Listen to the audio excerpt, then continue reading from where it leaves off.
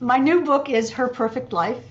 And look, this is the very first copy out of the very first box that arrived this morning on my doorstep. So this is the very first moment that the public has seen this book, Her Perfect Life, which comes out September the 14th.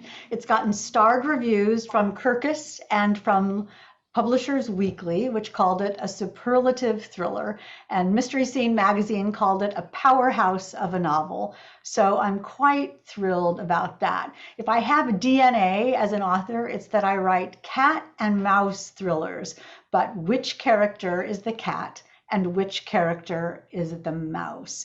And Her Perfect Life stars Lily Atwood, a journalism reporter in Boston who is so perfect that her fans have hashtagged her Perfect Lily. Everybody knows who Lily Atwood is, and that may be her biggest problem because Lily has fame, she has fortune, she has a beloved daughter, but she also has one very dark secret.